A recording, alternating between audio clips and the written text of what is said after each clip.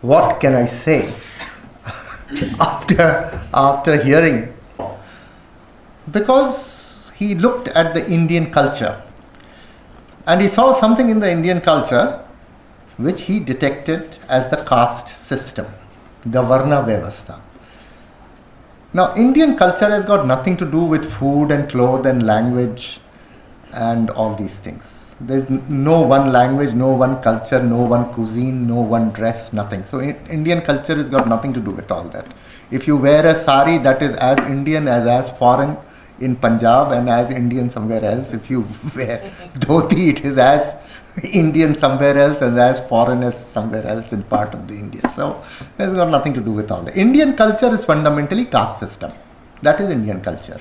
Because caste system prevails everywhere in India. Everywhere in some way or the other follows it or imitates it. So Indian culture is caste system. That's it. I am myself a product of caste system or a victim of caste system. So there is nothing else that is Indian culture. That is it. Now Ambedkar saw this Indian culture and he realized that Indian culture does not allow education for all. Education are for the privileged castes who dominate, and rest of them don't need education at all. And in fact, those who were promoting caste system in a more enlightened way even went to the extent of writing, and he quotes it, that if there is a Brahman who knows how to read and write, so why does the Shudra or the Dalit bother to learn education? If they need something to understand, they should go to him. And if there is a Banya to do trade for you, then why should the Shudra or the untouchable go for wealth? If they need money, you go to him. So on and so forth.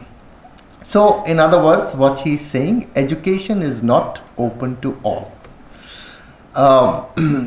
We know that from ancient time, only at one particular time, education became open to all, and that was the Buddhist era. During Buddhist era, the monks started teaching everybody, because the Buddhist monks themselves came from all levels of Indian society, and Buddhism began to dominate. We had great international universities at that time, Nalanda and Takshila. Afterwards, Hinduism revived and it was all finished. We came back to Gurukul system and Nalanda and Takshila declined. Then came the Muslim era and madrasas, maktabs were there for education. But in all these systems, the Dalits stood no chance. Even with the coming of East India Company, nothing changed. After 1813, when the East India Company Charter was put in for renewal in the British Parliament, people like Wilberforce and all that, they prevailed upon it, and they pushed the company that they would open their territories to the missionary activities. Then came the missionary activities in the schools. But in 1854 was something known as Wood's Dispatch. That turned the fortunes of education in India. In this dispatch, the recommendation was that not only should education be for everyone in India, but also that teachers should be trained to educate. So teachers training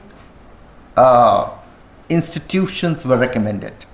So now on, the education was not only to be imparted, but teachers also needed to be trained.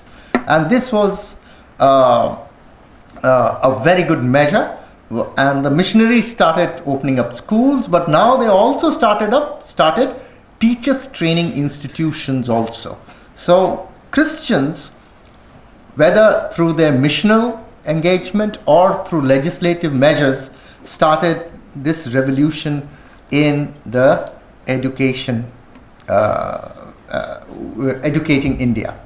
Now, Ambedkar was critical, a little critical of this engagement, because he saw these institutions are producing a new service class for the dominant people who needed these service classes to do their work.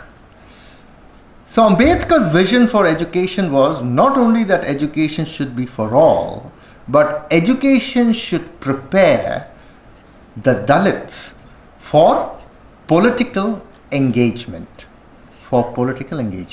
Thank you very much.